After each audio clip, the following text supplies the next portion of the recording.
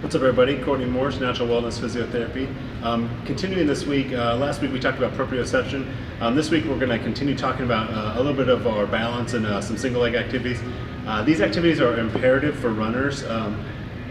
For running, at no point in time do we ever have both feet on the ground, right? Running is a single leg activity, right? And yet, not a lot of us spend time strengthening and working on single leg activities. So we're going to go through a few of these today. And when we're thinking about these, we are really trying to think about strengthening, okay? We're thinking about a little bit of strength and we're thinking a little bit of balance. If we're longer distance runners, if we're endurance athletes, we've got the endurance piece down, right? So we don't want to be doing kind of a lower load for 15 or 20 or 30 reps or anything like that. We want to kind of be doing a little bit more of a load for 6 to 8 reps, okay? And then we want to kind of work on our balance drills as well, okay? So some really nice exercises that we're going to do are, some different styles of lunges, and then we'll work on the proprioception stuff, okay? So one nice one to do is just even a kind of like a single leg squat. And you can use a bench, you can use a chair at home. You're going to start right there. And again, you start with this hip hinge like we talked about on these.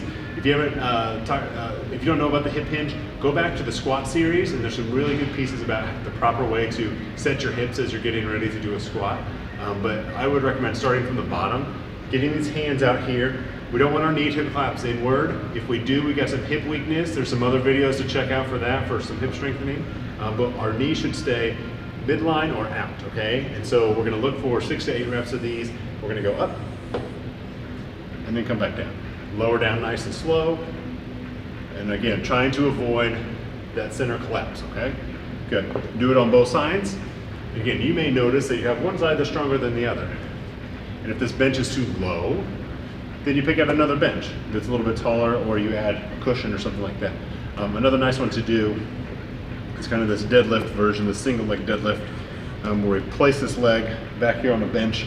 You can have a dumbbell on each side if you need to. Again, looking at 6 to 8 reps on each side, okay? And then you're gonna lower down nice and slow. Again, like any other lunge, we don't want our knee to go out past our toe. That's, patellar tendonitis waiting to happen. And then just different variations of lunges, okay? Having the dumbbells if you need them, or a kettlebell or something like that, and doing like a step back lunge. Lowering down and coming back up. Working on all these hip strength components, working on some quad strengthening, different than the regular endurance stuff.